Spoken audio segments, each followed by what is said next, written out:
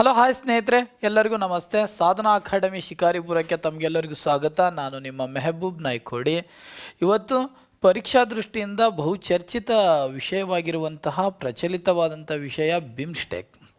ಇವತ್ತು ಬಿಮ್ಸ್ಟೆಕ್ನಲ್ಲಿ ಸಪ್ತಸೂರ್ ಅಂತಕ್ಕಂಥ 7 ರಾಷ್ಟ್ರಗಳು ಒಂದೇ ರಾಗ ಅಂತಕ್ಕಂತಹ ಒಂದು ಕಾರ್ಯಕ್ರಮ ಭಾರತದ ನವದೆಹಲಿಯ ಭಾರತ್ ಮಂಟಪದಲ್ಲಿ ಆಯೋಜನೆಗೊಂಡಿತ್ತು. ಹಾಗಾಗಿ ಈ ಬಿಮ್ಸ್ಟೆಕ್ಕನ್ನು ಪದೇ ಪದೇ ಪರೀಕ್ಷಾ ದೃಷ್ಟಿಯಿಂದ ಒಂದಲ್ಲ ಒಂದು ಪ್ರಶ್ನೆಯನ್ನು ಕೇಳ್ತಾ ಬರ್ತಾ ಇದ್ದಾನೆ. ಅದರ ಬಗ್ಗೆ ಸಂಕ್ಷಿಪ್ತವಾಗಿ ಚರ್ಚೆ ಮಾಡೋಣ. ಚರ್ಚೆ ಮಾಡೋಕ್ಕಿಂತ ಮುಂಚೆ ಸಾಧನಾ ಅಕಾಡೆಮಿ ಯೂಟ್ಯೂಬ್ ಚಾನಲನ್ನು ಸಬ್ಸ್ಕ್ರೈಬರ್ ಮಾಡೋದನ್ನು ಮರೆಯಬೇಡ್ರಿ ಅಂತ ಹೇಳ್ತಾ ಇವತ್ತಿನ ತರಗತಿಯನ್ನು ಪ್ರಾರಂಭ ಮಾಡೋಣ.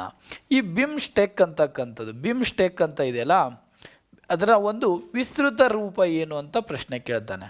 ಬಿ ಅಂದರೆ ಬೇ ಆಫ್ ಬೆಂಗಾಲ್, ಐ ಅಂದರೆ ಇನಿಷಿಯೇಟಿವ್, ಎಮ್ ಅಂದರೆ ಮಲ್ಟಿಸೆಕ್ಟ್ರಲ್, ಟೆಕ್ನಿಕಲ್ ಆ್ಯಂಡ್ ಎಕನಾಮಿಕ್ ಕೋಆಪರೇಷನ್ ಅಂತಕ್ಕಂಥದ್ದು. ಅಂದರೆ ಕನ್ನಡದಲ್ಲಿ ಬಹುವಲಯ ತಾಂತ್ರಿಕ ಮತ್ತು ಆರ್ಥಿಕ ಸಹಕಾರಕ್ಕಾಗಿ ಬಂಗಾಳ ಕೊಲ್ಲಿಯ ಉಪಕ್ರಮಗಳು ಅಂತಕ್ಕಂಥದ್ದು. ಅಂದರೆ ಬಂಗಾಳ ಕೊಲ್ಲಿಯನ್ನು ಗಡಿಯನ್ನು ಹಂಚಿಕೊಂಡಿರುವಂತಹ ರಾಷ್ಟ್ರಗಳಿದಾವಲ್ಲ, ಆ ರಾಷ್ಟ್ರಗಳು ತಾಂತ್ರಿಕವಾಗಿ ಆರ್ಥಿಕ ಸಹಕಾರಕ್ಕಾಗಿ ಒಂದು ಒಕ್ಕೂಟವನ್ನು ರಚನೆಯಾಗಿದೆ. ಅದೇ ಬಿಮ್ಸ್ಟೆಕ್ ಅಂತಕ್ಕಂಥದ್ದು.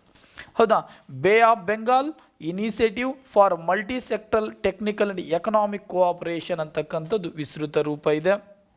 ಹಾಗಾದರೆ ಈ ಬಿಮ್ಸ್ಟೆಕ್ಕನ್ನು ಸ್ಥಾಪನೆಗೆ ಐತಿಹಾಸಿಕ ಹಿನ್ನೆಲೆ ಏನು ಅಂತ ನೋಡೋದಾದರೆ, ಇದು ಥೈಲ್ಯಾಂಡ್ ದೇಶದ ರಾಜಧಾನಿ ಬ್ಯಾಂಕಾಕ್. ಈ ಬ್ಯಾಂಕಾಕ್ನಲ್ಲಿ ಏನಂತ ಮಾಡ್ತಾರೆ, 1997ರಲ್ಲಿ ದಕ್ಷಿಣ ಏಷ್ಯಾ ಮತ್ತು ಆಗ್ನೇಯ ಏಷ್ಯಾದ ರಾಷ್ಟ್ರಗಳು ಸೇರಿಕೊಂಡು ಮಾರುಕಟ್ಟೆ ವಿಚಾರವಾಗಿ ಏನು ಮಾಡ್ತಾರೆ, ಒಂದು ಘೋಷಣೆ ಮಾಡ್ತಾರೆ, ಬ್ಯಾಂಕಾಕ್ ಘೋಷಣೆ. ಬ್ಯಾಂಕಾಕ್ ಘೋಷಣೆ ಯಾವುದಕ್ಕೆ ಸಂಬಂಧಿಸಿದೆ ಅಂತ ಬಂದರೆ ಬಿಮ್ಸ್ಟೆಕ್ ಸ್ಥಾಪನೆಗೆ ಸಂಬಂಧಿಸಿದೆ.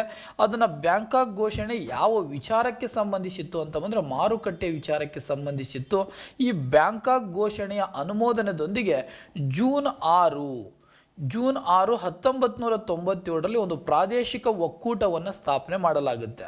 ಇಲ್ಲಿ ದಕ್ಷಿಣ ಏಷ್ಯಾದ ರಾಷ್ಟ್ರಗಳು ಮತ್ತು ಆಗ್ನೇಯ ಏಷ್ಯಾದ ರಾಷ್ಟ್ರಗಳು ಅಂತ ಬರ್ತಾವೆ. ಈ ದಕ್ಷಿಣ ಏಷ್ಯಾದ ರಾಷ್ಟ್ರಗಳು ಪ್ರಾರಂಭದಲ್ಲಿ ಬಿಮ್ಸ್ಟೆಕ್ಕನ್ನು ಸ್ಥಾಪಕ ಸದಸ್ಯ ರಾಷ್ಟ್ರಗಳು ದಕ್ಷಿಣ ಏಷ್ಯಾದಲ್ಲಿ ಬಾಂಗ್ಲಾದೇಶು, ಭಾರತ, ಶ್ರೀಲಂಕಾ ಇವೆಲ್ಲವೂ ಕೂಡ ದಕ್ಷಿಣ ಏಷ್ಯಾದ ರಾಷ್ಟ್ರಗಳಾಗಿದ್ದು, ಥೈಲ್ಯಾಂಡ್ ಒಂದೇನಪ್ಪ ಅಂದ್ರೆ ಆಗ್ನೇಯ ಏಷ್ಯಾದ ರಾಷ್ಟ್ರವಾಗಿತ್ತು.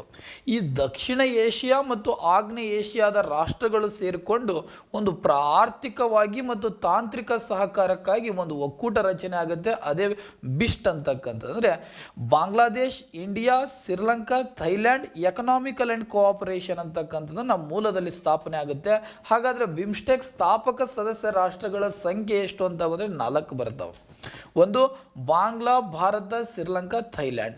ಅದರಲ್ಲಿ ಆಗ್ನೇಯ ಏಷ್ಯಾದ ರಾಷ್ಟ್ರಗಳು ಮತ್ತು ದಕ್ಷಿಣ ಏಷ್ಯಾದ ರಾಷ್ಟ್ರಗಳನ್ನು ಒಳಗೊಂಡಿತ್ತು.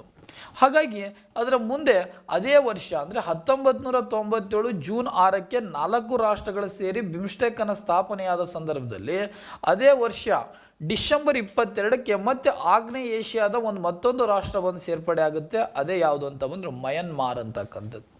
1997 ಫೆಬ್ರವರಿ 22ಕ್ಕೆ ಮತ್ತು ಬಿಮ್ಸ್ಟೆಕ್ಗೆ ಹೊಸದಾಗಿ ಸೇರ್ಪಡೆಗೊಂಡಂಥ ರಾಷ್ಟ್ರ ಯಾವುದು ಅಂತ ಬಂದರೆ ಮಯನ್ಮಾರ್. 2004ರಲ್ಲಿ ಮೊದಲ ಶೃಂಗಸಭೆಯಲ್ಲಿ ನಡೆಯುತ್ತಾ ಥೈಲ್ಯಾಂಡಿನ ಬ್ಯಾಂಕಾಕ್ನಲ್ಲಿ ನಡೆದಿರುತ್ತಾ. ಆ ಬ್ಯಾಂಕಾಕ್ದಲ್ಲಿ ನಡೆಯುವಂಥ ಸಂದರ್ಭದಲ್ಲಿ ಆ 2 ಹಿಮಾಲಯನ್ ರಾಷ್ಟ್ರಗಳಾದಂತಹ ನೇಪಾಳ ಮತ್ತು ಭೂತಾನ ಸೇರ್ಪಡೆ ಆಗುತ್ತೆ. ಬಿಮ್ಸ್ಟೆಕ್ನ ಸಂಘಟನೆಯ ಒಟ್ಟು ರಾಷ್ಟ್ರಗಳ ಸಂಖ್ಯೆ 7ಕ್ಕೆ ಏರಿಕೆ ಆಗುತ್ತೆ. ಇದು ಬಿಮ್ಸ್ಟೆಕ್ ಬಂಗಾಳ ಕೊಲ್ಲಿಯನ್ನು ಗಡಿಯನ್ನು ಹಂಚಿಕೊಂಡಿರುವಂಥ ರಾಷ್ಟ್ರಗಳ ಒಂದು ಒಕ್ಕೂಟವಾಗಿದ್ದು, ಇದು ಹಿಮಾಲಯದ ಸಂರಕ್ಷಣೆ ಮತ್ತು ಜೀವ ವೈವಿಧ್ಯತೆಯ ಸಂರಕ್ಷಣೆ ಕೂಡ ಈ ಕಾರ್ಯವನ್ನು ಮಾಡುತ್ತೆ.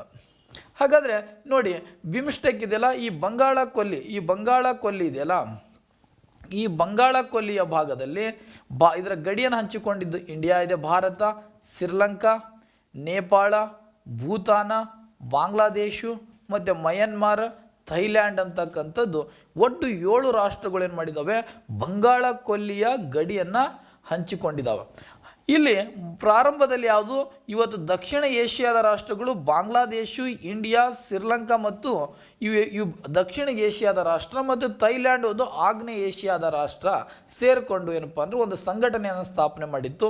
1997ರಲ್ಲಿ ಮಯನ್ಮಾರ್ ಬಂದು ಸೇರ್ಪಡೆ ಆಗುತ್ತೆ.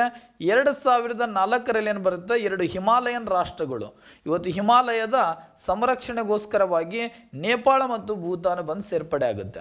ಹಾಗಾದರೆ ದಕ್ಷಿಣ ಏಷ್ಯಾದ ರಾಷ್ಟ್ರಗಳು ಎಷ್ಟಿದಾವೆ ಬಿಮ್ಸ್ಟೆಕ್ನಲ್ಲಿ? ದಕ್ಷಿಣ ಏಷ್ಯಾದ ರಾಷ್ಟ್ರಗಳ ಸಂಖ್ಯೆ ಎಷ್ಟು ಅಂತ ಬಂದ್ರೆ 5 ಬರ್ತವೆ. ಭಾರತ, ಶ್ರೀಲಂಕಾ, ಬಾಂಗ್ಲಾ, ನೇಪಾಳ, ಭೂತಾನ್. ಅದೇ ಆಗ್ನೇಯ ಏಷ್ಯಾದ ರಾಷ್ಟ್ರಗಳು ಎಷ್ಟು ಅಂತ ಬಂದ್ರೆ 2 ಬರ್ತವೆ, ಒಂದು ಥೈಲ್ಯಾಂಡ್ ಮತ್ತು ಇನ್ನೊಂದು ಮಯನ್ಮಾರ್ ಅಂತಕ್ಕಂಥದ್ದು. ಹಾಗಾದರೆ ಇಲ್ಲಿ ನೋಡ್ರಿ, ಬಿಮ್ಸ್ಟೆಕ್ನಲ್ಲಿ bay of Bengal initiative for multi sectoral technical and economic cooperation ಅಂತಕ್ಕಂಥದ್ದು ಈ ಒಟ್ಟು 7 ರಾಷ್ಟ್ರಗಳ ಬಗ್ಗೆನೂ ಕೂಡ ನಾವು ಚರ್ಚೆ ಮಾಡಿದ್ದೀವಿ. ಹಾಗಾದರೆ ಇದರ ಗುರಿ ಏನು ಅಂತ ಬಂದರೆ, ಬಂಗಾಳ ಕೊಲ್ಲಿಯ ಗಡಿಯಲ್ಲಿರುವಂಥ ದೇಶಗಳ ನಡುವಿನ ಆರ್ಥಿಕ ಮತ್ತು ತಾಂತ್ರಿಕ ಸಹಕಾರಕ್ಕಾಗಿ ಈ ಒಕ್ಕೂಟವನ್ನು ರಚನೆಯಾಗಿದೆ. ಜುಲೈ 31, 2004ಕ್ಕೆ ಮೊದಲ ಬಿಮ್ಸ್ಟೆಕ್ನ ಶೃಂಗಸಭೆ ಥೈಲ್ಯಾಂಡ್ ದೇಶದ ರಾಜಧಾನಿ ಬ್ಯಾಂಕಾಕ್ನಲ್ಲಿ ಆಯೋಜನೆಗೊಂಡಿದ್ದ ಮೊದಲ ಪ್ರಾರಂಭದಲ್ಲಿದ್ದಂತಹ ಬಿಸ್ಟ್ ಬಾಂಗ್ಲಾದೇಶ, ಇಂಡಿಯಾ, ಶ್ರೀಲಂಕಾ ಮತ್ತು ಥೈಲ್ಯಾಂಡ್ನ ಒಂದು ಆರ್ಥಿಕ ಸಹಕಾರ ಒಕ್ಕೂಟ ಇದ್ದಿದ್ದು 2004ರಲ್ಲಿ ಬಿಮ್ಸ್ಟೆಕ್ ಅಂತಕ್ಕಂಥ ಹೆಸರನ್ನು ನಾಮಕರಣ ಮಾಡುತ್ತಾರೆ. ಬಿಮ್ಸ್ಟೆಕ್ನ ಮೊದಲ ಹೆಸರು ಏನು ಅಂತ ಕೇಳ್ತಾರೆ, ಬಿಸ್ಟ್ ಎಕನಾಮಿಕ್ ಕೋಆಪರೇಷನ್ ಇತ್ತು. ಬಿಮ್ಸ್ಟೆಕ್ ಎಂದು ಮರುನಾಮಕರಣ ಮಾಡಲಾಗಿದ್ದು ಯಾವ ಸ್ಥಳದಲ್ಲಿ ಅಂತ ಬಂದರೆ ಬ್ಯಾಂಕಾಕ್ನಲ್ಲಿ ನಡೆದ ಮೊದಲ ಶೃಂಗಸಭೆಯಲ್ಲಿ. ಹಾಗಾದರೆ ಈ ಬಿಮ್ಸ್ಟೆಕ್ ಸ್ಥಾಪನೆಯಾದ ಸ್ಥಳ ಬ್ಯಾಂಕಾಕ್ ಆದರೆ ಬಿಮ್ಸ್ಟೆಕ್ನ ಕೇಂದ್ರ ಕಚೇರಿ ಎಲ್ಲಿದೆ ಅಂತ ಬಂದರೆ ಬಾಂಗ್ಲಾದೇಶದ ರಾಜಧಾನಿ ಢಾಕಾದಲ್ಲಿದೆ. ಎಲ್ಲಿದೆ? ಢಾಕಾದಲ್ಲಿ. ಬಿಮ್ಸ್ಟೆಕ್ನ ಕೇಂದ್ರ ಕಚೇರಿ ಎಲ್ಲಿದೆ ಅಂತ ಬಂದರೆ ಬಿಮ್ಸ್ಟೆಕ್ ಸಂಘಟನೆಯ ಸಚಿವಾಲಯ ಅಥವಾ ಕೇಂದ್ರ ಕಚೇರಿ ಢಾಕಾದಲ್ಲಿದೆ. ಈ ಬಿಮ್ಸ್ಟೆಕ್ ಅಧ್ಯಕ್ಷ ಸ್ಥಾನ ಹೊಂದಿರುವಂಥ ಸದಸ್ಯ ರಾಷ್ಟ್ರಗಳು ಏನು ಮಾಡ್ತವೆ, ಪ್ರತಿ 4 ವರ್ಷಕ್ಕೊಮ್ಮೆ ಏನಪ್ಪ ಶೃಂಗಸಭೆಗಳನ್ನು ಆಯೋಜನೆ ಮಾಡುತ್ತೆ. ಬಿಮ್ಸ್ಟೆಕ್ ಇದೆಲ್ಲ ಪ್ರತಿ 4 ವರ್ಷಕ್ಕೊಮ್ಮೆ ಏನಪ್ಪ ಅಂದರೆ ಶೃಂಗಸಭೆಗಳನ್ನು ಆಯೋಜನೆ ಮಾಡುತ್ತೆ. ಪ್ರತಿ ವರ್ಷ ವಾರ್ಷಿಕ ಸಮ್ಮೇಳನ ಕೂಡ ಆಯೋಜನೆ ಮಾಡುತ್ತೆ. ಅದು ಮಿನಿಸ್ಟ್ರಿಯಲ್ ಕಾನ್ಫರೆನ್ಸ್ ಅಂತ ಕರೀತಾರೆ. ಅಂದರೆ ಸಚಿವರ ಮಟ್ಟದಲ್ಲಿರುವಂತಹ ವಾರ್ಷಿಕ ಸಮ್ಮೇಳನ ಆಗುತ್ತೆ. ಬಿಮ್ಸ್ಟೆಕ್ ಅಂತಕ್ಕಂಥ ಶೃಂಗಸಭೆ ಆ ದೇಶದ ನಾಯಕರ ಸಭೆಯಾಗಿ ಮಾರ್ಪಟ್ಟಿರ್ತದೆ. ಹಾಗಾದರೆ ಆ ಶೃಂಗಸಭೆ ಪ್ರತಿ 4 ವರ್ಷಕ್ಕೊಮ್ಮೆ ನಡೆಯುವಂಥ ಬಿಮ್ಸ್ಟೆಕ್ನ ಶೃಂಗಸಭೆ ಅದಲ್ಲ, ಎಲ್ಲ ನಿರ್ಧಾರಗಳು ಬಿಮ್ಸ್ಟೆಕ್ನ ಸದಸ್ಯ ರಾಷ್ಟ್ರಗಳು ಇರ್ತಾವಲ್ಲ 7 ರಾಷ್ಟ್ರಗಳ ಒಮ್ಮತದ ಆಧಾರದ ಮೇಲೆ ಜಾರಿಗೆ ಬರಲಾಗುತ್ತೆ ಮತ್ತು ಒಮ್ಮತದ ಆಧಾರ ಮೇಲೆ ನೀತಿ ನಿರೂಪಣೆಯನ್ನು ನಿರ್ಧಾರವನ್ನು ತೆಗೆದುಕೊಳ್ಳಲಾಗುತ್ತೆ. ಜೊತೆಗೆ ಈ ಭಾರತ ಇಲ್ಲಿ ಒಂದೊಂದು ರಾಷ್ಟ್ರಗಳಿಗೆ ಒಂದೊಂದು ಜವಾಬ್ದಾರಿಯನ್ನು ಕೊಟ್ಟಿದೆ. ಇಲ್ಲಿ ಭಾರತಕ್ಕೆ ಭದ್ರತಾ ವಲಯದ ಪ್ರಮುಖ ದೇಶವಾಗಿದೆ. ಅಂದರೆ ಭದ್ರತೆ ಕಡೆ ಏನಪ್ಪ ಫೋಕಸ್ ಮಾಡುತ್ತೆ. ಬಿಮ್ಸ್ಟೆಕ್ನಲ್ಲಿ ಒಟ್ಟು 7 ರಾಷ್ಟ್ರಗಳದಾವಲ್ಲ, ಆ 7 ರಾಷ್ಟ್ರಗಳಿಗೆ ಒಂದೊಂದು ದೇಶಕ್ಕೆ ಒಂದೊಂದು ಏನಪ್ಪ ಅಂದ್ರೆ ವಿಷಯಗಳನ್ನು ನಿರ್ವಹಣೆ ಮಾಡೋಕ್ಕೆ ವಲಯಕ್ಕೆ ಏನಪ್ಪ ಅಂದ್ರೆ ಒಂದು ಜವಾಬ್ದಾರಿಯನ್ನು ವಹಿಸಲಾಗಿದೆ. ಅದರಲ್ಲಿ ಭಾರತಕ್ಕೆ ಭದ್ರತಾ ವಲಯದ ಜವಾಬ್ದಾರಿಯನ್ನು ವಹಿಸಿದೆ. ಭದ್ರತಾ ವಲಯದಲ್ಲಿ 3 ಉಪವಲಯಗಳನ್ನು ಒಳಗೊಂಡಿದೆ. ಭಯೋತ್ಪಾದನೆ ಮತ್ತು ಅಂತಾರಾಷ್ಟ್ರೀಯ ಅಪರಾಧಗಳನ್ನು ಎದುರಿಸುವುದು ಕೂಡ ಭಾರತ ಅದನ್ನು ನಿರ್ವಹಣೆ ಮಾಡ್ತಾ ಇದೆ. ಶಕ್ತಿ ವಲಯ, ವಿಪತ್ತು ನಿರ್ವಹಣೆ ಕೂಡ ಭಾರತವು ಏನು ಮಾಡುತ್ತಾ ಆ ಜವಾಬ್ದಾರಿಯನ್ನು ವಹಿಸಿದೆ. ಅದೇ ರೀತಿ ಈ ಬಿಮ್ಸ್ಟೆಕ್ನಲ್ಲಿ ಕಂಡು ಬರುವಂಥ ಬಾಂಗ್ಲಾದೇಶ ಇದೆಯಲ್ಲ, ಆ ಬಾಂಗ್ಲಾದೇಶ ಯಾವ ಕಡೆ ಫೋಕಸ್ ಮಾಡುತ್ತೆ, ಯಾವ ಒಂದು ಜವಾಬ್ದಾರಿ ನೀಡಿದೆ ಅಂತ ಬಂದರೆ ವ್ಯಾಪಾರ, ಟ್ರೇಡ್, ಇನ್ವೆಸ್ಟ್ಮೆಂಟ್, ಹೂಡಿಕೆ ಮತ್ತು ಡೆವಲಪ್ಮೆಂಟ್, ಅಭಿವೃದ್ಧಿ ಕಡೆಗೆ ಫೋಕಸ್ ಮಾಡುತ್ತೆ. ಇದು ಸಬ್ ಸೆಕ್ಟರ್ ಯಾವುದಂತ ಬಂದರೆ ಬ್ಲೂ ಎಕನಾಮಿ ಅಥವಾ ಬ್ಲೂ ಎಕನಾಮಿಗೆ ಅತಿ ಹೆಚ್ಚು ಒತ್ತು ಕೊಡ್ತಾ ಇದೆ. ಬಿಮ್ಸ್ಟೆಕ್ನಲ್ಲಿ ಬಾಂಗ್ಲಾದೇಶಕ್ಕೆ ವಹಿಸಿದ ಜವಾಬ್ದಾರಿ, ಯಾವ ವಿಷಯದ ಮೇಲೆ ಜವಾಬ್ದಾರಿ ವಹಿಸಿದೆ ಅಂತ ಬಂದರೆ ವ್ಯಾಪಾರ, ಹೂಡಿಕೆ, ಅಭಿವೃದ್ಧಿ. ಭಾರತಕ್ಕೆ ಭದ್ರತಾ ವಲಯವನ್ನು ವಹಿಸಿದೆ. ಅದೇ ರೀತಿ ಶ್ರೀಲಂಕಾ ಅಂತ ಬರುತ್ತಲ್ಲ, ಶ್ರೀಲಂಕಾಗೆ ವಿಜ್ಞಾನ ಮತ್ತು ತಂತ್ರಜ್ಞಾನ ಮತ್ತು ಇನೋವೇಷನ್, ಆವಿಷ್ಕಾರಕ್ಕೆ ಏನಪ್ಪ ಅಂದರೆ ಜವಾಬ್ದಾರಿಯನ್ನು ನೀಡಿದೆ. ಅದೇ ರೀತಿ ನೇಪಾಳ ಅಂತ ಇದೆ. ನೇಪಾಳಕ್ಕೆ ಏನಂತ ಬಂದರೆ ಜನರ ನಡುವಿನ ಸಂಪರ್ಕವನ್ನು ನೀಡಿದೆ. ಜನರ ನಡುವಿನ ಸಂಪರ್ಕಕ್ಕೆ ಏನಪ್ಪ ಅಂದ್ರೆ ವಿಷಯದ ಜವಾಬ್ದಾರಿಯನ್ನು ಹೊರಿಸಿದೆ. ಭೂತಾನ್ ಅಂತ ಬರುತ್ತಲ್ಲ, ಈ ಭೂತಾನಿಗೆ ಪರಿಸರ ಮತ್ತು ಹವಾಮಾನ ಬದಲಾವಣೆಯ ವಿಷಯದ ಕಡೆ ಫೋಕಸ್ ಮಾಡುತ್ತೆ. ಹವಾಮಾನ ಬದಲಾವಣೆಗೆ ಫೋಕಸನ್ನು ಮಾಡುತ್ತೆ. ಅದೇ ರೀತಿ ಮಯನ್ಮಾರ್ ಅಂತ ಇದೆ. ಮಯನ್ಮಾರ್, ಈ ಮಯನ್ಮಾರ್ ಬಿಮ್ಸ್ಟೆಕ್ನಲ್ಲಿ ಏನಪ್ಪ ಅಂದ್ರೆ ಕೃಷಿ ಮತ್ತು ಆಹಾರದ ಭದ್ರತೆ ಕಡೆ ಫೋಕಸ್ ಮಾಡುತ್ತೆ. ಈ ವಿಷಯದ ಜವಾಬ್ದಾರಿಯನ್ನು ವಹಿಸಲಾಗಿದೆ. ಅದೇ ರೀತಿ ಥೈಲ್ಯಾಂಡ್ ಅಂತ ಬರುತ್ತೆ. ಥೈಲ್ಯಾಂಡ್ಗೆ ಕನೆಕ್ಟಿವಿಟಿ, ಸಂಪರ್ಕ, ಕನೆಕ್ಟಿವಿಟಿ ಕಡೆ ಇದು ಜವಾಬ್ದಾರಿಯನ್ನು ವಹಿಸಿದೆ. ಭಾರತ ಭದ್ರತಾ ವಲಯದ ಜವಾಬ್ದಾರಿಯನ್ನು ಹೊಂದಿದೆ. ಇವಿಷ್ಟೂ ಕೂಡ ಏನಪ್ಪ ಅಂದ್ರೆ ಪರೀಕ್ಷಾ ದೃಷ್ಟಿಯಿಂದ ಬಹುಮುಖ್ಯವಾದಂತಹ ವಿಷಯವಾಗಿದೆ. ಹಾಗಾದರೆ ಭಾರತವು ಕೂಡ ಭದ್ರತೆ ಜೊತೆಗೆ ಪ್ರವಾಸೋದ್ಯಮ ವಲಯದ ನೇತೃತ್ವ ಕೂಡ ವಹಿಸ್ತಾ ಇದೆ.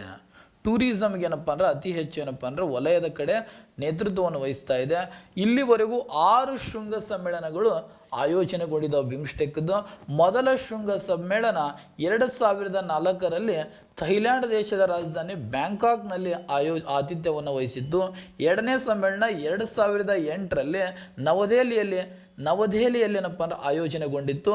1997ರಲ್ಲಿ ಈ ಬಿಮ್ಸ್ಟೆಕ್ ಇದೆಲ್ಲ 6 ಕ್ಷೇತ್ರಗಳಲ್ಲಿ ಆರ್ಥಿಕ ಮತ್ತು ತಾಂತ್ರಿಕ ಸಹಕಾರ ಕೊಡ್ತಾ ಇತ್ತು. ಇವತ್ತು ವ್ಯಾಪಾರ, ಅಭಿವೃದ್ಧಿ, ವ್ಯಾಪಾರಕ್ಕೆ ಮತ್ತು ಮೀನುಗಾರಿಕೆ, ಸಾರಿಗೆ, ಸಂಪರ್ಕಕ್ಕೆ ಒತ್ತನ್ನು ನೀಡುತ್ತಾ ಇತ್ತು. ಮತ್ತು ಅದರ ಕ್ಷೇತ್ರವನ್ನು 8 ಕ್ಷೇತ್ರಗಳನ್ನು ಮತ್ತೆ ಹೊಸದಾಗಿ ಸೇರ್ಪಡೆಗೊಳ್ಳುತ್ತವೆ, ಅದು ಭಾರತದಲ್ಲಿ.